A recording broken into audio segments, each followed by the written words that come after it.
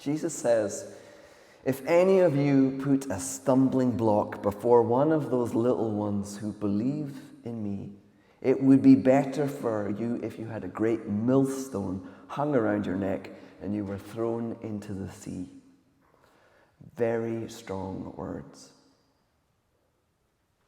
And it makes sense. Do not judge is a core teaching of Jesus. But this goes further. I believe that Jesus is saying, do not harm others with your faith. Years and years ago, 30 years ago now, I was studying psychology. And I remember reading a book by a psychiatrist, a non-religious Jewish psychiatrist. And he said, do not unpack other people's religious ideas. This atheist said, do not unpack other people's religious ideas. He said, never take away something that you have nothing better to replace it with. Now, I was agnostic at this time, but I took that to heart, that first, do no harm is not just for medical professionals. It's for people of faith also. Now, when I learned boat building 10 years ago, they taught us a similar truth. They said, when you are examining an old boat, never poke holes in the rot. Unless you own the boat, keep your penknife in your pocket. Because poking holes in the rot, will allow even more water to come in. Boats and people go together. So when we are confronted with other people's Christianity or Buddhism or woo-woo beliefs that we don't agree with, or we don't support their thinking, wouldn't it be loving and wise to poke holes in their lazy thinking? No. No. The amount of harm done in the name of religion by people bashing, Bible bashing, judging, this harm is real. It was extremely difficult for me to open myself to Christianity in any form because when I was at university, a number of my classmates tried to save me. They told me I was going to hell because of my lifestyle and my sexuality. Now, I didn't believe any of the things they were telling me. My God has always been inclusive. But it harmed my sense of self, introduced shame to my heart, and it misrepresented Christianity. It made me never want to set foot in a church. Anybody else had that same unpleasant Bible bashing experience? You know what I'm talking about. The Sufis have a wonderful story about a zealous monkey that spends his days pulling fish out of the ponds, saving them from their watery grave. It's just ridiculous what we do. I try very hard not to proselytize. I think about this a lot because I'm a minister, and there's a very fine line between opening up the scriptures and stomping over other people's beliefs with your big boots and clever theology. Here's one of the most loved pieces of scripture. Micah 6:8. He has shown you, O mortal, what is good. And what does the Lord require of you? To act justly, to love mercy, and walk humbly with your God. Now this microphone's working, I hope. To act justly, to love mercy, and walk humbly with your God. And there's something so shiny and alluring about people who quietly walk their talk. And this is actually why I decided to give Christianity a second go. So in my mid-20s, I fell in love with someone who was Christian, and her family fascinated me. I noticed that they had something that I was missing. And one time I got sent to jail. Yeah, that's a long story. One time I got sent to jail. I was on an anti-nuclear march, and things went wrong and I got arrested by mistake. But there was a bunch of peaceful protesters that deliberately got arrested that day, and I was very inspired by the Quakers and the Buddhist nuns who were carted away in the vans with me. I remember hearing chanting from the other cells, and I remember that they ran out of vegan meals. I had a lot of time to think, and I noticed that me and my friends, we were angry, and we were protesting, and we were shouting about things that were inhumane. But the faith activists in the cells down the hall were witnessing to something beautiful and dignified. And what I spotted was that for some religious people, their capacity to hold compassion and hope is enhanced and strengthened by their beliefs. And I wanted that. It was a lure that drew me straight towards God when I noticed that some people had an enlarged thirst for justice in a way that filled them rather than made them hopeless. This is what to do. Act justly, love mercy, and walk humbly with your God. And we're told that Francis of Assisi, whose feast day is on Friday, Francis of Assisi said, "Preach the gospel at all times. If necessary, use words." Preach the gospel at all times. If necessary, use words. But hidden in this phrase is Francis's story. A story of going off to war as a young man, being captured and locked in a medieval dungeon for a year. It's a story of how he could not align with his father's cruel and greedy merchant lifestyle, as well as the horrors of war. Sometimes we learn to act justly and love mercy and walk humbly with our God because life gives us the exact opposite of that. That's how we know how important it is.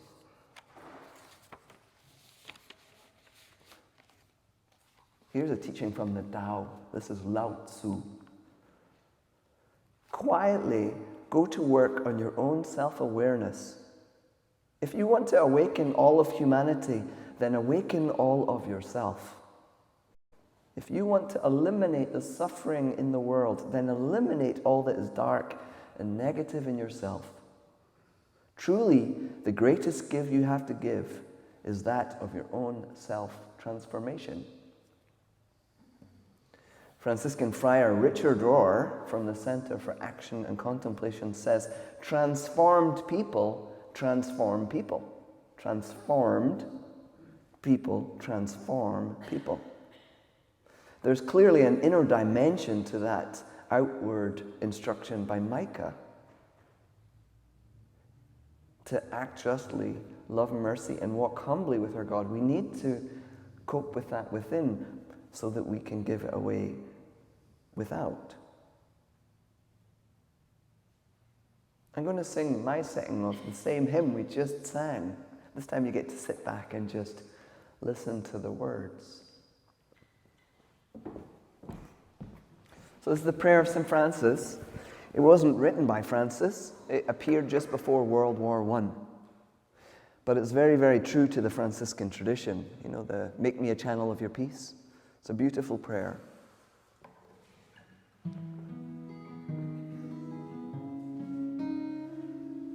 And I set it to music in 2006. And I think that choice to do that perhaps is what led to me becoming a minister.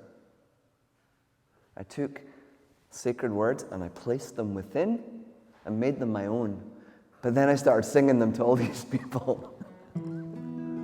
Here's a song.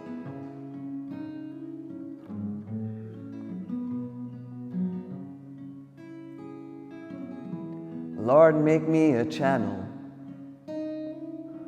of your peace. Grant that I can see through my human pain and still feel loved. And in the darkness, let light be found. I need light to find me here.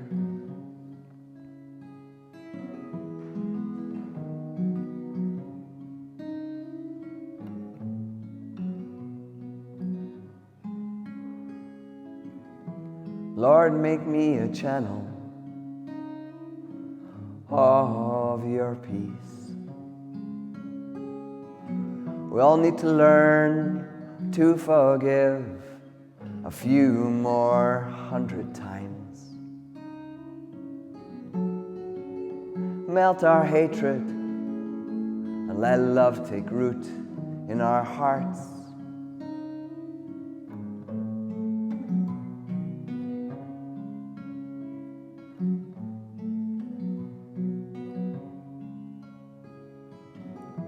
Lord, make me a channel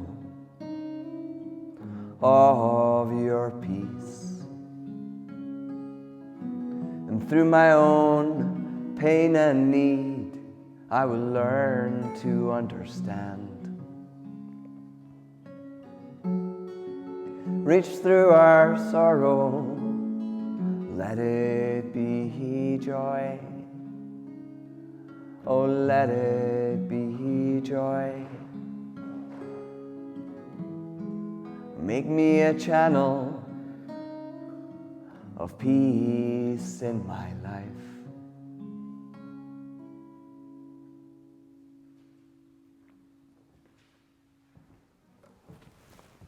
I used to work with violent men in prisons and in domestic violence groups.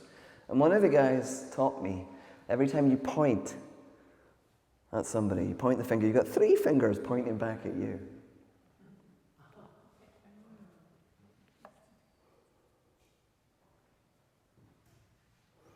So a lot of people don't know that Francis of Assisi went through a terrible dark night and an emotional struggle as a young man.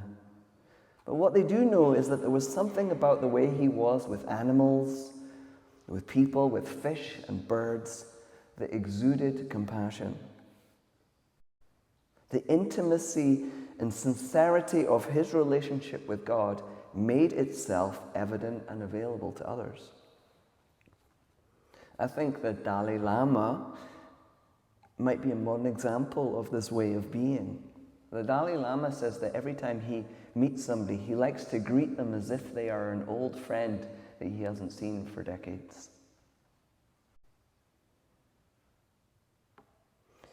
I'd like to look at Francis's method for living a religious way of life. So pretty much what he did was he imitated Christ, and he didn't let other people's opinions interfere with his inner guidance. And he was very strong in telling his followers not to compare themselves. In his rule, he says, "Do not criticize those who wear soft and colorful garments." Always telling them to humble themselves, that you are not better than anyone else. Here's another quote. "A brother has not given up all things if he holds on to the purse string of his own opinions." A brother has not given up all things if he holds on to the purse strings of his own opinions. It's crystal clear that Jesus wants us not to judge. And over again, he turns that lens within. Like the men who are trying to stone the woman who's committed adultery, and he asks them, "Who of you is without sin?" Or this is Matthew 7:4.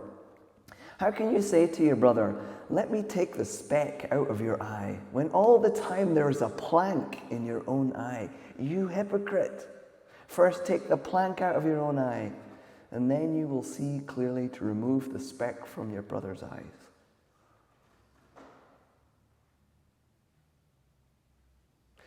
I heard this parallel joke once from the pulpit, but it's good, so I'm going to tell it to you. There's this couple, they're called Dave and Susan, and they're looking out the kitchen window, and they see the neighbour, Mary. She's hanging up her washing, and it's filthy. And they're like, "Oh, wonder if there's something wrong with her washing machine." The next day, they look out the window again, and there's Mary hanging up her whites, and they're even worse. And they're like, oh, maybe we should tell her that she needs to change her washing powder or something. A few days later, the same thing happens again, and John looks out the window and the washing is completely clean. And he says, did you go over and tell Mary about her washing machine? And his wife said, no, I just washed the windows.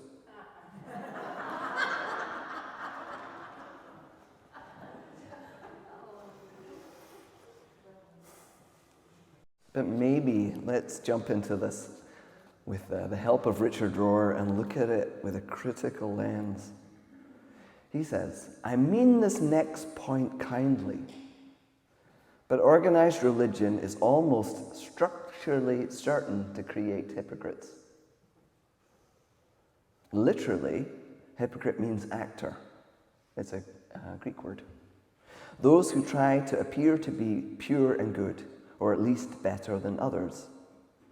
This tendency towards hypocrisy is largely a structural problem, one that you can expect to find in all idealistic and spiritual groups, where they are trained to want to look good and seek moral high ground, and to see the speck in other people's eyes but not the log in your own. So basically he's saying that hierarchies where you have a bishop or an elder or somebody above you that is helping you become more holy will create hypocrites. That's pretty much what Richard Rohr is saying. We need to remember that none of us lives up to our own spoken ideals, not all of them anyway. But we have to pretend that we do in order to feel good about ourselves and to get others in our chosen group to respect us. Any top-down religion trains you to pretend, and you end up projecting your evil elsewhere.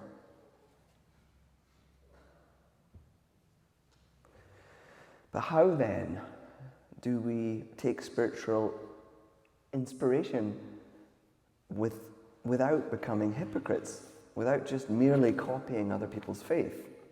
It's me that's asking this now, not Richard Rohr.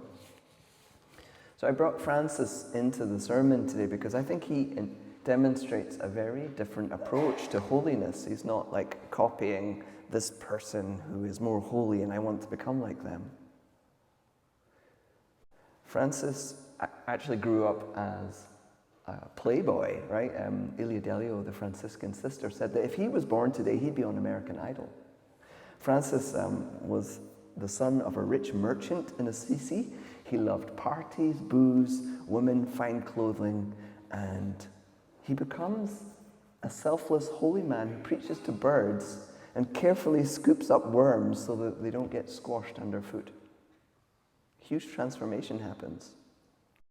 But in his early days, Francis wants to be a hero. That's why he gets a knight costume and goes off into battle. But things go terribly wrong. And when he's in that dungeon, can you imagine being in a medieval dungeon where people are tortured and there's no windows? He's there for a year while they wait for the ransom.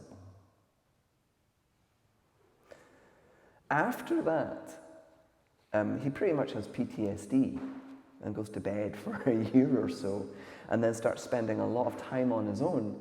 And he learns to listen underneath the horrible voices in his head to a deep, timeless, loving wisdom within him. That's what I think anyway. And that inner voice within him guides him to imitate Christ and to just go out on his own in the world and not worry about what other people think. And in the process of him trying on this way that I think he was just surviving and making sense of difficult circumstance, he accidentally invented a whole new form of monasticism. They're called the mendicant orders. There's women, poor clares, there's the brothers, the friars, and there's lay people. Actually, the lay order is the biggest one. Because when Francis was walking around on this earth, all these people flocked to him, and they wanted to be like him, including married people that had families. And he created a way of life, an order, so that they could do what he did. I don't think he was deliberately trying to reform the church.